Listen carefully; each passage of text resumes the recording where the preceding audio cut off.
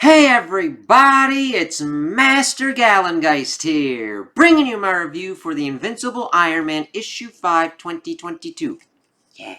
And this is a pretty good cover here, and it does kind of pertain to what's going on because Tony is talking to Emma Frost to figure out more kind of information on Fei Long and how he kind of operates.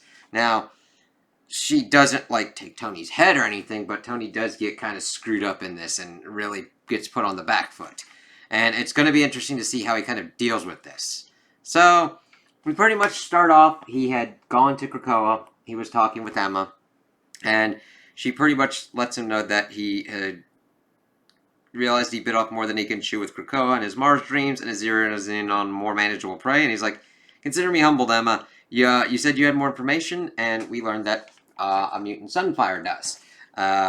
Tony knows him, says, hello, Shiro, and of course they want to do a kind of data download of what was going on Phobos with Fei Long, and she uses her powers to do that. We then see that he was encountered on one of the larger moons of Mars. He killed a warrior whose adventures filled an entire scroll of songs.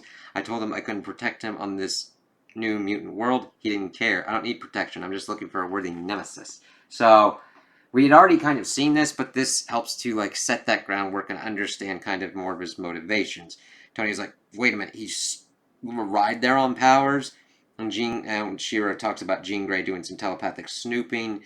That he planned well and traveled and used the travel time to remake himself, kind of like a cave, as being alone, kind of like Tony did. And we learn that he harvested cosmic rays through a ruby quartz lens. It's given him an ability not unlike Cyclops'. So it's kind of cool to understand that, okay, how Fei Long remade himself and gave himself powers which are similar to Cyclops', which is cool that they are able to make that connection. And he held a grip on Phobos, and our mutant cousins on Mars are amused by the situation for now. And then, of course, we see that Sunfire has to go on his own kind of mission and hopes that he returns. And I like that Tony's like, boss, pull the car around. And he thanks Emma for, like, everything, gave him a fair warning, giving her a fair warning that, like, I fought them all, the ones with money, the one with brains, with agendas or grudges. I gotta tell you, I think he's a legit triple threat. This guy's playing chess. And she's like, I kind of got this. I wear these racy kind of outfits to distract in the gambits I played as the White Queen. And saying that Fei Long represents a diplomatic black eye for Krakoa, and little less, that he's not really a threat. And she's talking about, like, how is he sure that Fei Long's not trying to turn Tony against them, that he's already compromised his interests. And he's, like, already been looking into his blind spots. And he's like, he says, you remind me of someone. I get that a lot. So we then see that he wants Boss to show him the transportation logs from Stark Unlimited in the last financial quarter. And he's like, oh god, he thought that Fei Long would now start making the moves, but that he's been doing that all along. And that there are enough metal flowing into a factory in Texas to make 1,000 armors. And that he guessed that Fei Long was selling his friends in Orcus, the super soldier program. He was in for a surprise, so he then decides to go blast off to this Texas facility. So then we see the New York City, Fei Long doing his usual kind of shtick of humanity first, and he pretty much gets appraised of the situation of having Stark Unlimited. He says that, I know it's always weird to worry about management changes, all of your jobs are safe, and someone pretty much comes up, asks him how he really wants to do it, that he wants 3 lists, those who are fired, those who will be paid to leave with non-competes, and the few employees he does wish to retain. Let the lawyers know who is non-compliant, let them then handle it. I have a meeting in archives, and then he wants pretty much all the information that he can get and review all of Tony Stark's files. And that's at least what the one dude's like. He's like, no, I want Howard Stark. He's like, interesting for him to go that route. And then he's pretty much like blasting through everything, and then he's like, there's stuff with like microfiche, and he's like, I don't want excuses, I want information. They're having trouble finding the machines. They found a microfiche machine at Empire State University, and wait, there are over 24 serial numbers that are missing. And we find out that those are things that were kind of bequeathed to Tony. So they're physical objects bequeathed to from Howard to Tony. For tax reasons, his inheritance was absorbed by the company and designated as research and development. They're at our hangar in Texas. And he's like, oh, another abandoned inheritance by my predecessor. Let's go to Texas and see what's going on this. And so they go to the Texas place. They see pretty much all these different kind of things. He's like, it's walking back in time, and it legally belonged to the company. Managed to avoid Tony Stark's adventures in bankruptcy court. And it's like, okay, we'll see how this kind of goes since it's in research and development. And then he notices this painting and hates it, and doesn't seem much like Howard. It was last purchased by Howard Stark for $3 million when Tony was just a child. Lesser pieces from this artist have recently sold. And he just goes in, starts ripping through it, and that it was nothing more than an envelope. And we see that it's pretty much all these things of film to Tony. And it's like, ah, shit. And he's like, just gloating about it. So then we see all this kind of stuff of Howard kind of like explaining some stuff. Very kind of reminiscent of like Iron Man 2, which is a kind of cool nod. And it's really kind of funny because one of the things is they do talk about the adoption and they just skip the fuck over it. I'm like, I get it. I didn't hate the adoption kind of angle when we went with it, but nothing really came much out of it that was big enough in the kind of lore changes, so I can understand people not liking that. You know what I mean? Almost kind of similar to the Thor stuff linking him to the Phoenix Force. Again, I don't have that much of a... It's mainly that it's there and nobody's used it to good or ill effect yet, to me. You know what I mean? Like, it hasn't gone into complete crazy territory, but I just thought it was pretty fucking funny. Because it just goes... And he's like, fuck this shit. Let's go through it. And then he goes to explain different kind of stuff like, my time with Nathaniel Richards was proof that I needed to be more bold with my talents. I know I missed out on so many important years for you, but I hope you can understand that I was the only one capable of doing what must be done, not just to protect you, but this entire world. So it's kind of cool to hear that Howard worked with Nathaniel Richards, of course, Reed Richards' father. And everything that was kind of going on with that. And he's just making this film in case he doesn't come back. And I have many enemies and need to work without eyes on me. And he's been working with Adam Brashear in case the powers that be try to erase him. I've instructed that all of his papers be archived at the company. You should read his work. I've made some of the... Hold on a minute.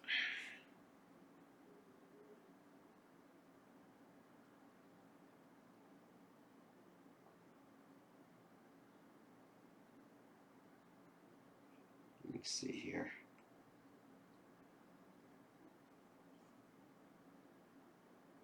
Yeah, he is the father. That's what I thought. It always goes kind of weird. And then he's made like an important... I've made some of the most important leaps of my career. I don't have the discovery in my hand yet because my prize lies beyond. That there's a metal outside our periodic table that shouldn't exist because it's outside our universe. It could be more significant to humanity than iron was to our ancestors, which is a big kind of thing and a nice kind of thing to be like, hey, he's Iron Man, so let's kind of do with this. He's calling it the miracle metal, but don't worry, I'll come up with something more based in science once I have my hands on it. I'm leaving you my notes on it in the film canister. Perhaps if I'm unsuccessful, you can finish what I'm about to begin. This is your real inheritance, son. Goodbye, Tony. I hope I see you again, and you grow up to be the kind of man who understands why I had to do what I need to do for all humankind. Which I think this really kind of resonates with Fei Long, with his relationship with his parents. And the thing is, we've learned that he doesn't really feel bad about doing this to Tony, but we'll have to see how that kind of works out. So, alright, we'll have to see how this metal kind of works out and everything. And then late that night at the same Texas facility, we see Tony popping in, being like, saying about it being tough being a man in a brand. It's not always... he wasn't always proud of everything that carried the Stark name, and I think sometimes that's the real reason I eschewed a secret identity. He wanted people to know it was him in the suit, laying his life on the line for them, trying to atone for past successes, which I totally get, and that really does make sense of why Tony would do that. Because he's trying to make up for all the things that he's done, and he kind of wanted that to be seen by people. And then, of course, he ejects himself, and he looks and sees what's kind of going on from the armor. He's like, oh, God.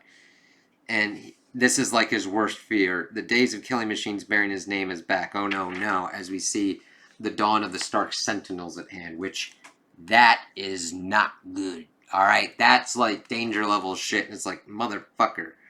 And I love the artwork in this book is awesome. But that's just, with Iron Man, you always want the tech to look fucking nice and amazing and just be like, yeah, and this definitely has it.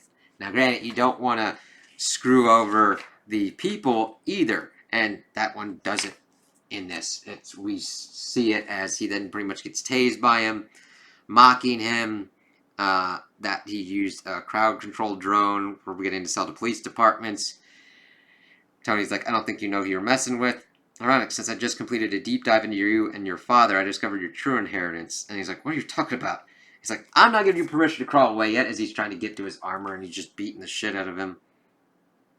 First, one thing you misunderstand about me. I didn't go to Mars to see a mutant accomplishment. I went to see a human failure. Just fucking keeping berating him on that thing of like, you had Mars. It's like, sweet Jesus. And then, of course, Tony's like, Earth needed us. No, it doesn't. It needs me. I learned so much from the messages that your father left to you. A fascinating theoretical discovery from an undiscovered piece of the periodic table. It could remake the world. And then Tony's trying to get him to, like, cough up what he's got. So, he left some clues to something wonderful. You'll learn of my discovery when the rest of the world does. Remember, you're divested of everything. Just still hammer it at home and just physically and mentally beating the shit out of him. And then he's talking about, like, don't you wonder why I haven't killed you yet? He wants him to witness what you, the man you should have become. Then you may die or crawl back into a bottle of your choosing. I don't believe you will destroy anything important from my father. Keep up, Tony. I walked into the room with your father's messages in a burning trash can. I imagine this is a tough way for you to find out I have a photographic memory. It's like, god damn. It's like, you're bluffing. And then he blasts him out as he puts Tony in the armor. It's like, shit. And he's like, if your father's correct, I'm going to change the world again, because I'm not bluffing. He's like, start running, Stark. Come the dawn, if you're still in my suit, your life and those of your friends will become very unpleasant.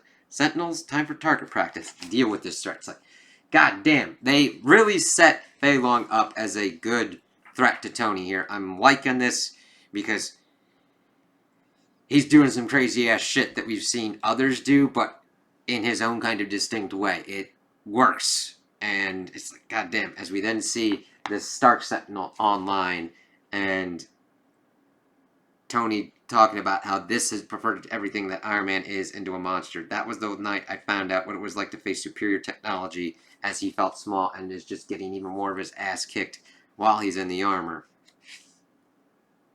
And then he's talking about what still works. It's Iron Man. At this scale, isn't just bigger, it's more powerful, its hide is thicker, he's trying to blast it with repulsor blast, and it's just doing nothing.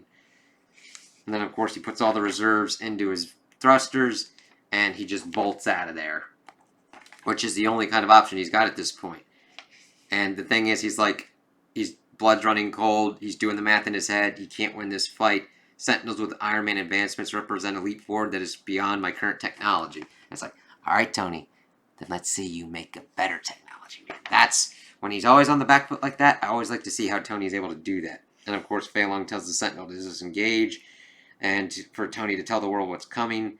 We will see which of us the world will cheer, and that's where it ends. It's like, damn, that's nuts, because this is like probably the worst case scenario for Tony. I mean, granted, we have seen throughout the years and various different story arcs this kind of scenario play out, but this dude is calculated. He doesn't need an armor. He is, like, modified himself with cosmic rays. He has vast intelligence, photographic memory. He has access to intelligence from Howard Stark.